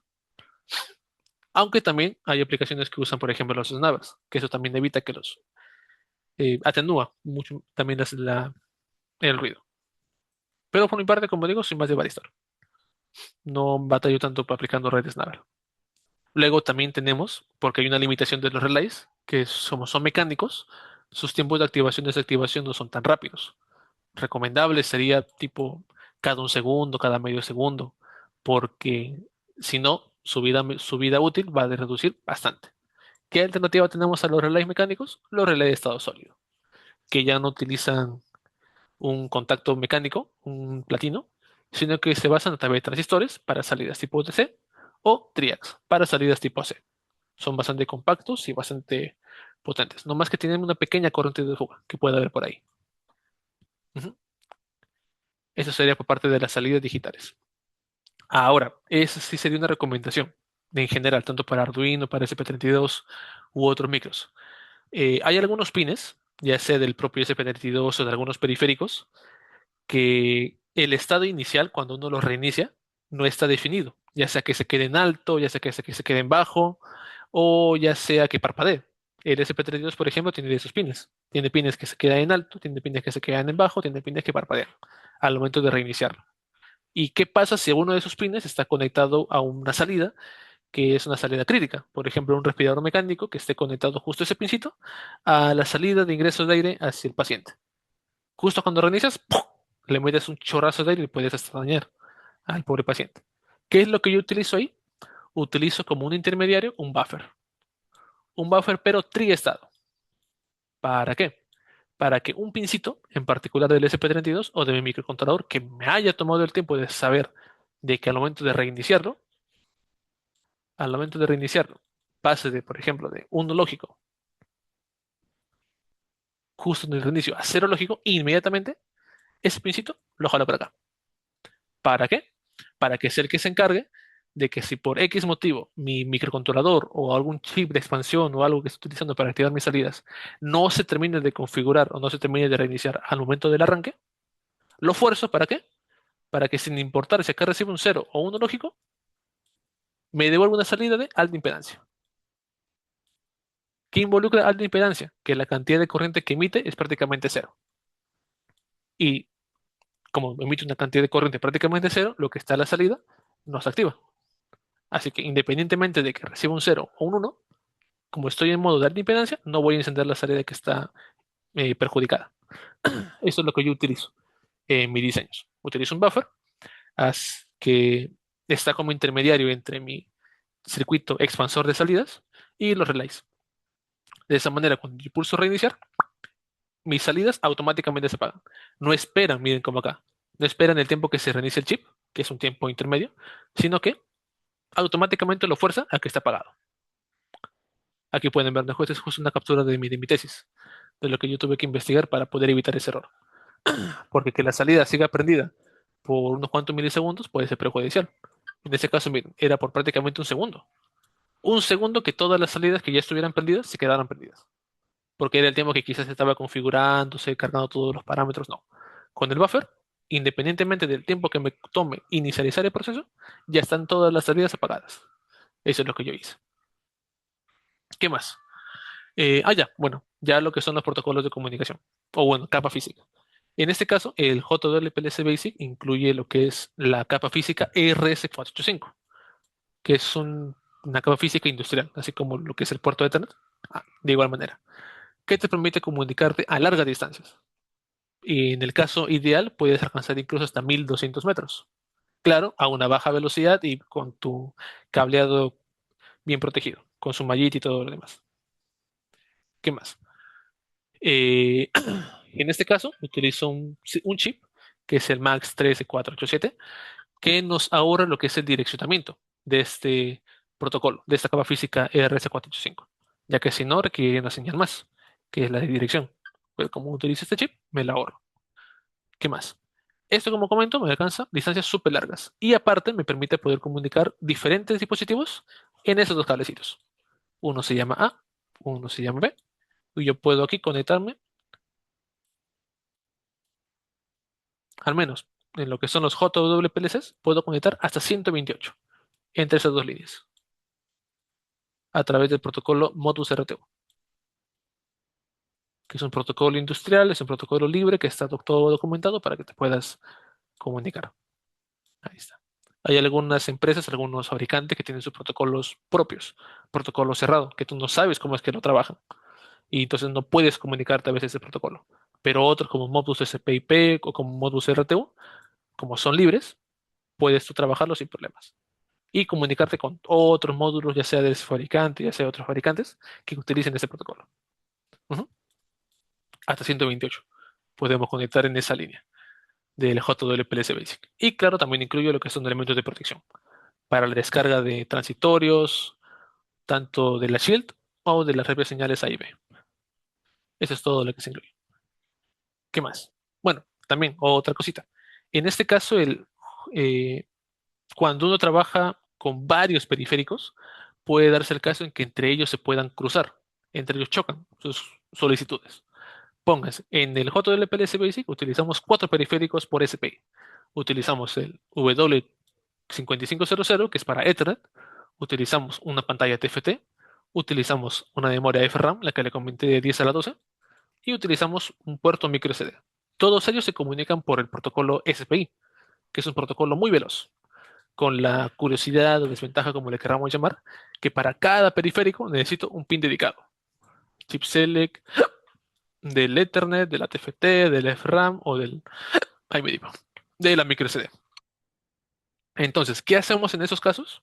Bueno, por una parte, a nivel físico, utilizamos lo que es el pin chip select.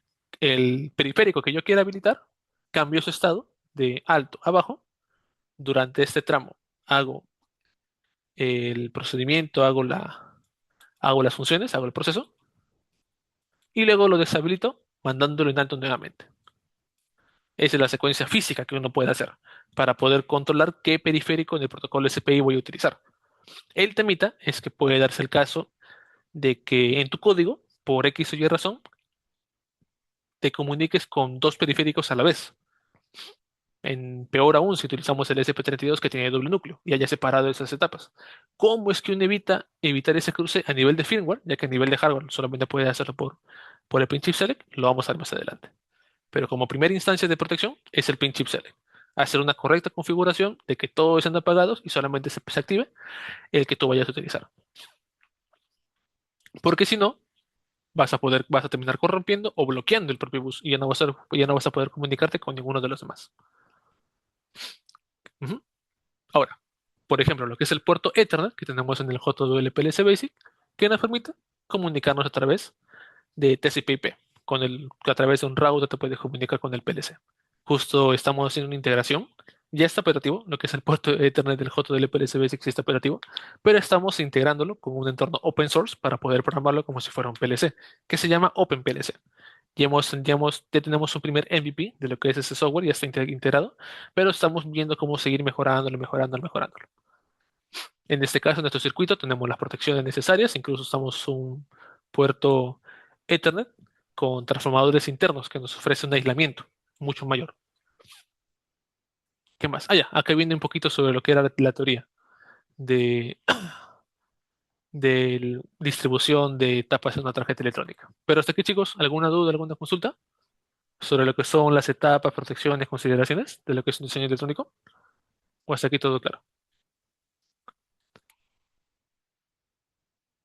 ¿Dudas, preguntas, chicos?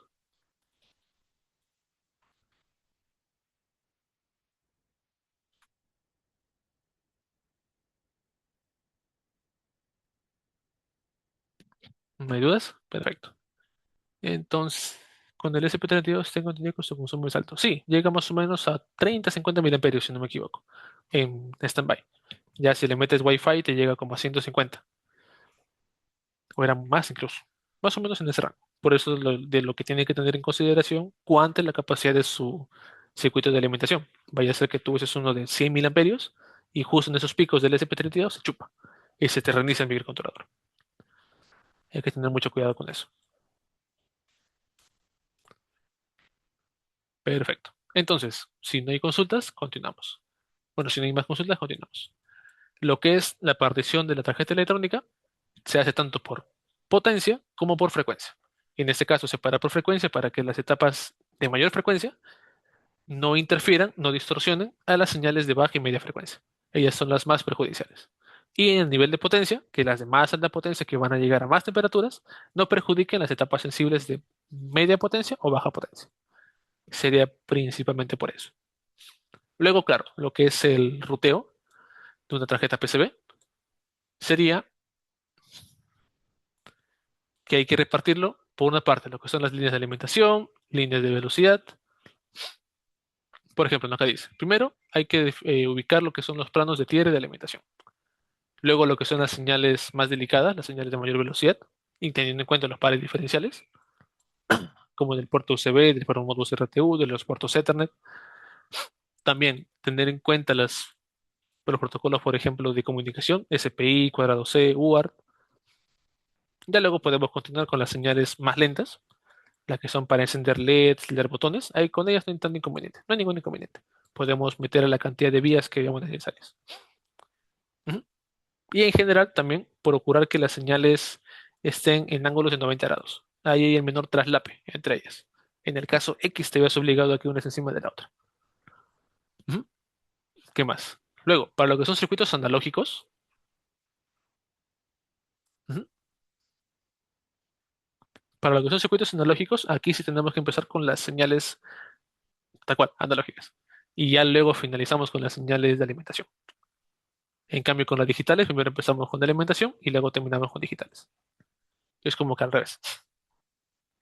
¿Qué más? Bueno, ahí justo lo que comentaban por ahí de la calculadora, del, para saber qué ancho de piso utilizar. Aquí ya como que son valores por defecto. Bueno, o valores que uno ya con la práctica va teniendo en cuenta. Pero claro, depende también de qué tanta tolerancia le permites a esa pista. No es lo mismo, como pueden ver, permitir solamente, eh, creo que acá, no es lo mismo permitir una diferencia de temperatura de 1 grado a una diferencia de temperatura de 30 grados. Mientras menor variación quieras, tiene que ser una pista más ancha. Pero como ven, hasta 250 miliamperios, sin ningún problema, 0,2 milímetros. Ya si manejas 1 milímetro, ya puedes ponerle 0,5 o 1 milímetro. Y ya para más corrientes, como ven, si se dispara. Ahí el ancho el espesor de la pista se dispara bastante. Pero en general, mientras más corriente, es mayor ancho de pista. Luego es la separación de pistas, que eso sería, mientras más voltaje, más separación. Y depende del tipo de diseño también. Hay algunos que son conductores en capas internas, externos sin recubrimiento, externos con recubrimiento y aparte un revestimiento adicional, componentes externos sin recubrimiento o externos con revestimiento. Según cada caso, ahí te indica la norma cuál es el ancho adecuado. Les recomiendo para eso la fuente de Sierra Circuit. Tiene su calculadora ahí en su página web. Bien, bien fácil de utilizar. Ahora, pasando a firmware para tratar de cerrar ya rápido, porque ya nos pasamos un poquito el tiempo, creo. Lo que es el firmware, hay que también tener cuidado con lo que es la secuencia del control. Póngase, ¿no? Tenemos por una parte el hardware, será cierto, pero internamente tenemos diferentes periféricos, ya sea las entradas salidas, ya sea la pantalla, ya sea la FRAM, ya sea el RTC, ya sea la micro SD. También tenemos las comunicaciones. Entonces son tantas etapas que hay que tener en cuenta cuál es el orden, la secuencia en la que se van a activar cada una. Y que quizás cada etapa no termine secuestrando al periférico. Ahí le voy a hacer algunas menciones de ello. Ujú. Lo ideal sería trabajarlo de manera cíclica, ¿no? Por una parte, tú puedes leer tus entradas, luego las procesas, accionas diferente periférico de salida, comunicación, mostrar información y lo registras. Por ejemplo, para hacer el énfasis de esa etapa, tenemos lo de acá. Es un caso de un firmware que es bloqueante y un firmware que sería cooperativo. En un firmware bloqueante, tú leerías cada entrada a la vez. Una, 2, 3, 4, 5, 6, 7, 8. En cambio, un firmware bajo operativo, podrías leer tanto las entradas, incluso el estado de las salidas en un mismo instante, con un registro. En vez de tener que mandar un comando para cada periférico, para cada entrada o cada salida, con un único registro podrías leer todos los periféricos. Luego, lo que es la función de la I, justo lo comenté al inicio, esta te deja bloqueado al sistema. Por el intervalo de milisegundos que tú lo pongas acá, tú no puedes hacer absolutamente nada más. Es un tiempo muerto, que en definitiva te bloquea el sistema. ¿Qué es lo que yo recomiendo para eso? Trabajarlo por tiempo, con milis. Es muchísimo mejor. Luego, aquí viene un caso de aplicación con el JBL-PLC Basic. En la pantalla que nosotros tenemos, que creo que la vieron al inicio, en la pantalla que nosotros tenemos hay diferentes secciones. Tanto el estado de las entradas, el estado de las salidas, el estado, si hay algún estado de error, si hay alguna comunicación con el puerto modus RTU, si hay comunicación con el puerto Ethernet o si hay alguna actualización de lo que es la fecha y la hora. Entonces, son tantas secciones que si yo estuviera actualizando toda la pantalla continuamente, consumiría muchos recursos, más milisegundos, y eso retrasaría la siguiente etapa. ¿Qué es lo que nosotros hacemos? Lo hemos separado en secciones. La pantallita gráfica. Sección uno, sección 2, sección 3, sección 4, sección 5. Y en cada vuelta que da, revisa cuál de ellas ha actualizado o cuál amerita actualizarse. En la primera vuelta sí o sí haría todas, porque no existirían desde el inicio, pero en las vueltas posteriores netamente actualizaría las secciones de la pantallita que ameritan actualización. Ya sea la hora, porque justo el segundo siguiente se actualiza el segundo, ya sea alguna de las salidas o entradas, porque justo en el ciclo siguiente alguna de ellas se activó o desactivó, o algún otro estado. No hacemos la actualización de toda la pantalla en cada ciclo, sino netamente de lo que amerita una actualización. Luego, lo que es el modus RTU, si te quedas esperando indefinidamente recibir datos, lo bloqueaste. Bloqueaste tu código. Pero en cambio, si aplicas timeouts para que si pasa un tiempo determinado puedas continuar, eso sí es mucho mejor. Así que eso es lo que yo recomendaría, ¿no? No que sus sistemas, sus códigos que ustedes hagan, repartirlo en secciones para poder distribuir la carga. Si alguna se puede trabar, pasa a la siguiente. Si alguna no merita trabajarse, pasar a la siguiente. Porque si no estar leyendo 1000 líneas de código para ver cuál condición se cumple, pues bueno, para ver, para volver a analizar, volver a activar, es un consumo de recursos. Peor aún si utilizamos un microcontrolador lento, como es el Arduino, que ya se queda bastante corto si lo comparamos con el SP32. ¿Qué más? Ahora, acá es justo lo que les quería comentar de los periféricos por SPI. Lo que usamos acá es algo que se conoce como mutex. Este mutex podemos tomarle que es como una llavecita. Cada periférico intenta solicitar esa llave. Ponte, ¿no? El puerto Ethernet solicita la llave del mutex y podemos decirle que la secuestra por ese intervalo.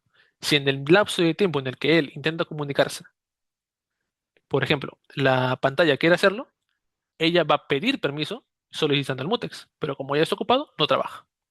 Él va a querer pedir permiso, pero como está ocupado, no lo trabaja. Él va a querer pedir permiso de la llave, pero como está bloqueada, no la trabaja. Una vez que termina él, ahí recién, ¿no? Claro, el propio mutex tiene un tiempo máximo, tiene un timeout propio.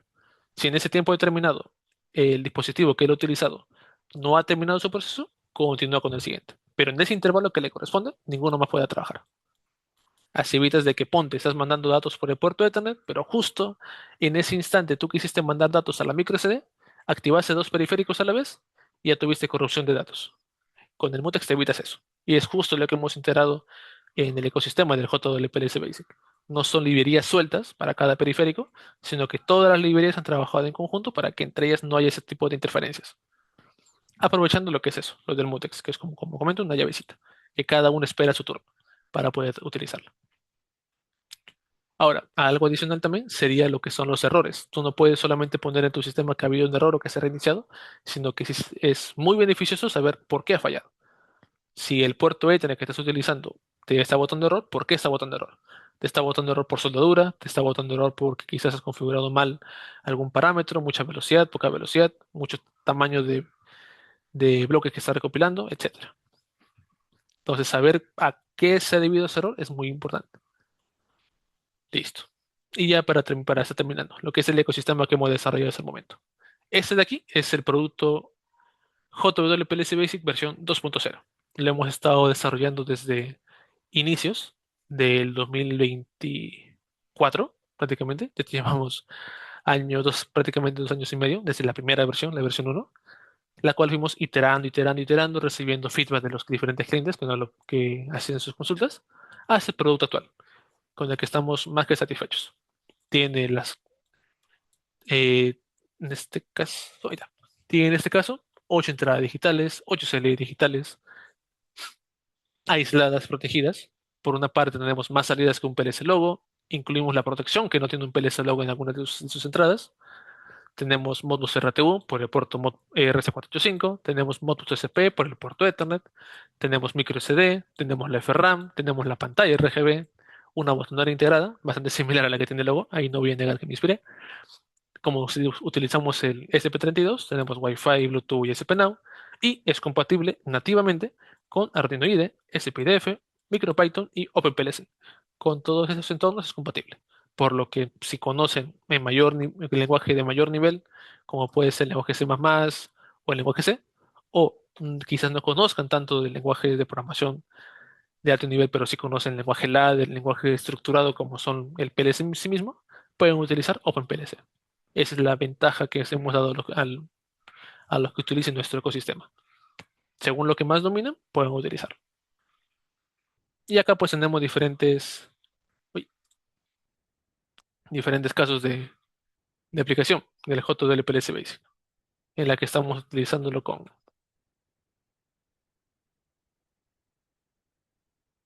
ahí está, en el que estamos utilizándolo con, en este caso, contactores o chisperos, que son cargas de corriente alterna, pero ahora un exosfero que te genera arcos voltaicos de miles de voltios y trabaja sin ningún problema. También trabajando en lo que son líneas de producción,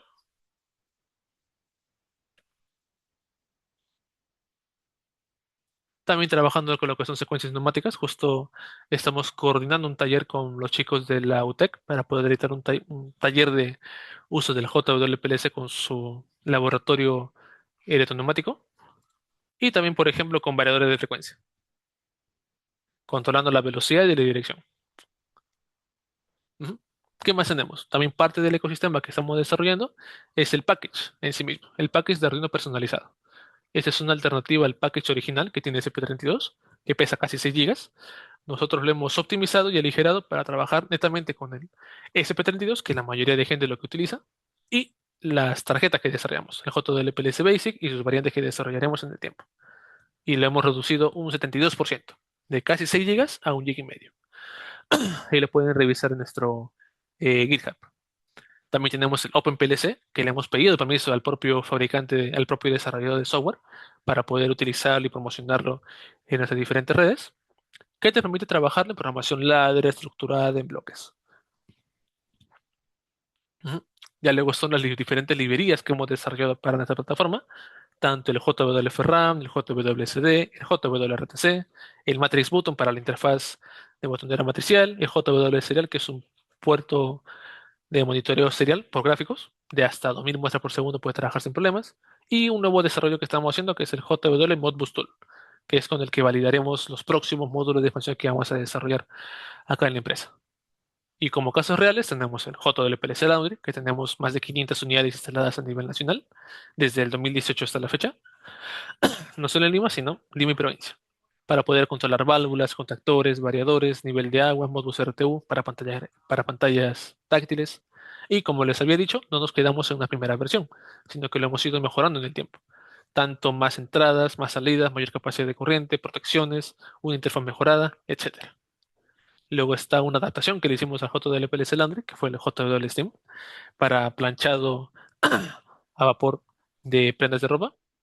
Luego fue el Chocolate Milk, que fue un proyecto para ProInnovate, ahí en Ayacucho, donde nos pidieron una solución a medida para lo que ellos pensaban hacer con Raspberry y con PLC.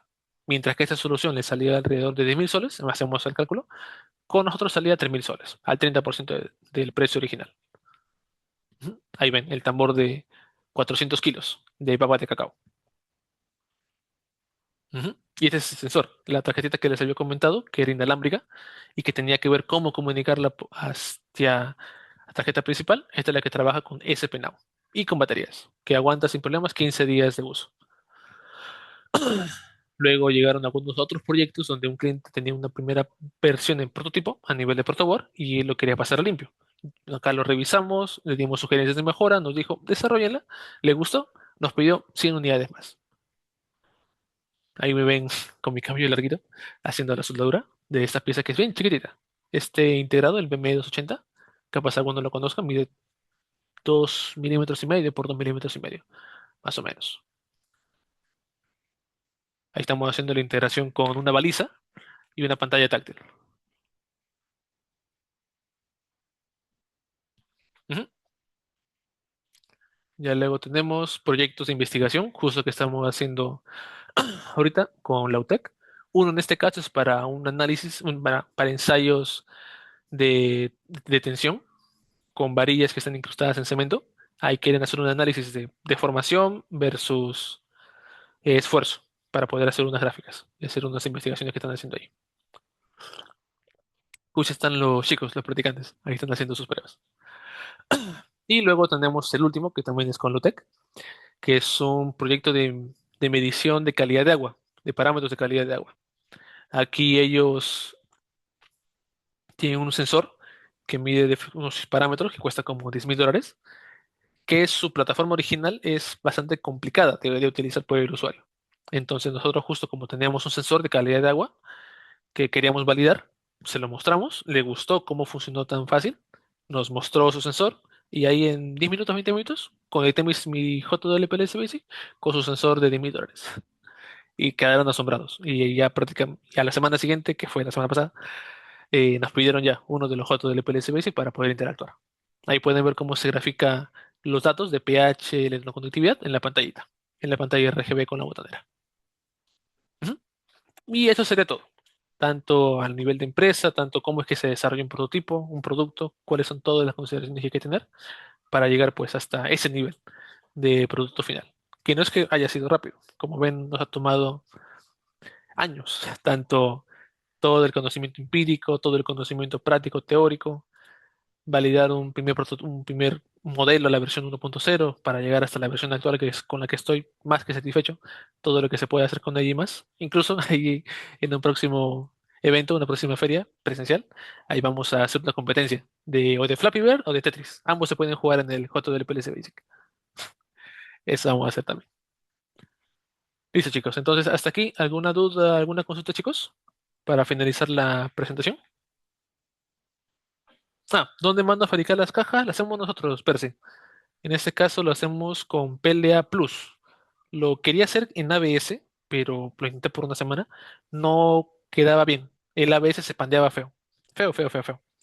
Entonces, mejor opté por usar la primera versión con PLA Plus. Ya ponte, sí. Cuando de acá a un tiempito llegamos a 100, 200 unidades vendidas, ya puedo tomarme el tiempo de mandar a fabricar un case ya por inyección de plástico. Eso sí lo que tengo proyectado hacer. ¿Has trabajado con PIC? No mucho ya, Javier. Por mi parte, más lo he utilizado en la universidad. Ahí por un curso que era tal cual de programación de microcontroladores. Ahí netamente lo usé. Pero como era el lenguaje C, como no era tan fácil, teníamos que incluir todo un hardware alrededor para poder pues, subir un código. No me sentí muy cómodo. Y aparte que yo llegué a ese curso ya manejando el Arduino IDE con el Arduino Uno. Así que como que me fue más complicado. Mejor me sentí cómodo para migrar del Arduino Uno al SP32, que como sugerencia es el que más me gusta como primer microcontrolador para uno empezar a aprender. Los demás chicos, dudas, consultas, ahí disculpa si nos alargamos un poquito la presentación. Ahí muchas gracias por quedar hasta el final. Dudas, preguntas, chicos.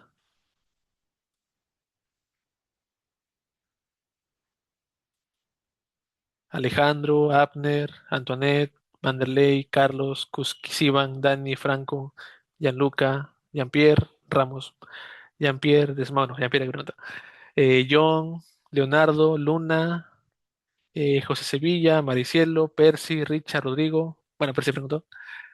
Richard, Rodrigo, Roger, Sergio, Wilmer. ¿Dudas, preguntas? ¿Se puede implementar algoritmos para control de procesos? Claro. Incluso, como algo externo a eso, eh, hay un entorno que se llama SP-Cloud. Ahí se lo voy a escribir. SP-Cloud, que te permite programar un SP32 por texto. Ujú. Conectas a tu SP32 a tu IA que por ejemplo ChatGPT u otros, y por mensaje tú la puedes programar. Neta, pero el temita es de que para la versión de SP32 que utilizo ahorita, que es el SP32 a secas, la primera versión que salió, no es compatible. Tengo que hacerlo con el SP32 S3 para arriba, que es justo la versión siguiente que vamos a sacar de JWPLC Basic. Sería ya el JWPLC Basic versión 3. Ahí con el SP32 S3. Porque ya se ahorran todo, pues. Se ahorran lo que es el desarrollo de la programación. Netamente sería toda la parte eléctrica, claro. Y ya ustedes le ponen las condiciones, ¿no? Aquí tener cuidado, esa salida es netamente para esto, no puede cruzarse con esto, y hazme el código para esto, y listo. Te ahorras todo. Y también, como algo adicional, estamos haciendo un propio runtime interno del JDL PLC Basic para que trabaje como si fuera un PLC Logo. Los PLC Logo tú los puedes programar desde su pantallita, con los botones y demás. Uno lo puede programar desde ahí, sin necesidad de conectar a una computadora y hacerlo en código. Eso es justo lo que también estamos haciendo ahorita en el JDL PLC Basic. Estamos haciendo un sistema de programación interna a, en- a nivel de bloques para que lo puedan configurar desde ahí. Lo vamos a sacar como una próxima versión, dentro de la versión 2. La grabación sí, ahí la van a compartir, José. No te preocupes, ahí están grabando. ¿Cuál es el costo de producción de prototipo y cuál sería el valor cuando haces producción en masa? No te entendí bien la pregunta, John. En lo que es costo, eso es algo interno. Si les interesa lo que es el precio final del costo del PLC Basic, ahí sí lo estamos ofreciendo en tres precios. Si lo quieren como módulo de expansión, si netamente entradas, salidas, puertos USB para programación, módulos RTU y carcasa, más su Rielding, lo estamos ofreciendo en 400 soles. Por 100 solcitos más, ya tienes la versión PLC, que es incluyendo la botonera y la pantalla TFT, la pantalla gráfica. Ahí ya lo puedes utilizar como un PLC hecho y derecho. Y ya si tú quieres aparte las características de micro SD y puerto Ethernet, ese ya sería el precio completo, que sería de 800 soles. Todos son incluidos GB, por si estuvieran interesados. Ahí justo para el proyecto de acá, de Lutec, ahí ya nos han comprado uno de estos. Ahí les gustó muchísimo lo que hace y ya lo quieren tal cual, para empezar a hacer sus pruebas. Porque tiene todo. Esa es la ventaja. Lo hemos diseñado para que incluya la mayor cantidad de periférico posible al menor precio posible. Y además que es open source. Tanto Arduino IDE, SPDF, MicroPython como OpenPLC son open source. No requiere licencia para poder utilizarlos. Un PLC de la marca Siemens, por ejemplo, ahí sí requiere licencia. Capaz por ser estudiante eso no lo puede agarrar por lo bajo, pero ya a nivel de empresas, yo no puedo irme, por ejemplo, a la uni, a hacerle un sistema a base de PLCs de Siemens y meterle el tía portal pirata. Los pueden multar cuando los auditen. En cambio, si lo hiciera con el JDLPLC Basic, usando Arduino IDE con PLC, no hay ningún problema, porque son entornos open source. Ahora, hay convocatorias justo ahorita, ya, bueno, tuvimos una convocatoria en febrero. Ahí justo son los dos chicos que vienen ahí en la foto, los dos practicantes. Ahora andamos con ellos. Y estamos tranquilos, sí, hayan apoyado muchísimo en estos últimos meses. Sí, me han ayudado bastante a aligerar mi carga. Justo también hemos empezado, gracias a ellos, a desarrollar los módulos de expansión. Ahí les he encargado de ellos que me apoyen con los proyectos. Este proyecto, póngase de UTEC. Yo desarrollé el hardware y ellos me apoyaron con el firmware. También acá, el de calidad de agua, yo desarrollé el hardware, que es de JLPC, y ellos me van a ayudar, me han desarrollado el firmware. Como también tenemos toda la infraestructura ya armada, todo documentado, simplemente yo le digo al ChatGPT, ChatGPT, voy a hacer un código con mi JLPLC Basic y ya te de repositorio y hazme esto, esto, esto. Y como todo está documentado, ya sabe qué hacer y qué no hacer. Facilita mucho más a hacer un proyecto de cero, que quizás haya cruce entre periféricos, haya cruce entre librerías, no. Todo lo tenemos integrado y compatible entre sí. Esa es la ventaja. Por eso el código que le hice para la reunión que tuve ahí con los de Lutec fue en 10 minutos, 15 minutos. Más fue tiempo que pensar a leer, pero fue súper rápido. Me facilitó bastante poder hacer el pase de un código de prueba que le hicimos a ese código con el sensor que yo tenía. Listo, chicos. ¿Alguna duda, alguna pregunta adicional?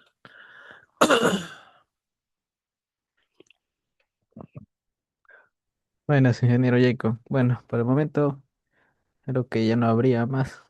La Ujú. verdad es que se ha llegado a extender Sí, una la disculpa. reunión. No Ahí. se preocupe. Más bien, muchas gracias por responder todas las preguntas que han estado. También, como ha habido muchas preguntas, se ha extendido un poco más, pero Mm, ha sido muy fructífero igualmente que haya podido resolver todas las dudas de los participantes, ¿no? ujú. Este, Listo. agradecerle mucho por poder estar una vez más con nosotros en esta ocasión de la edición de Cast Legacy 2, es que en conmemoración de los 18 años ya de nuestro capítulo.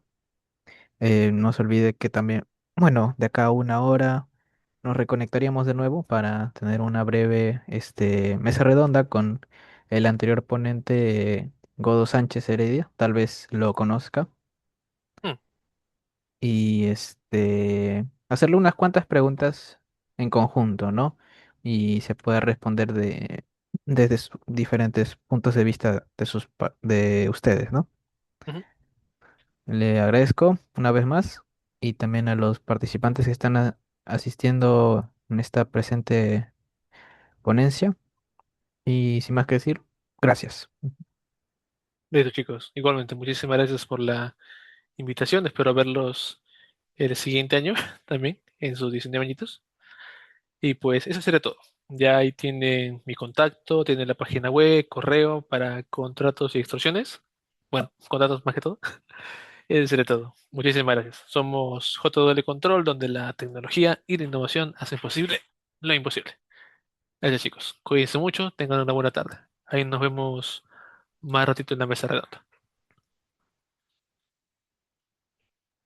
Sí, chicos, recordarles también de nuestra parte conectarse de acá a una hora porque va a comenzar una ronda de preguntas con los dos ponentes, tanto Godo Sánchez, el ingeniero Godo Sánchez como el ingeniero Jacob Villavicencio, para ver sus puntos de vista respecto a este eje temático, ¿no? Los sistemas embebidos y IoT. Muchas gracias por asistir. Nos vemos más tarde.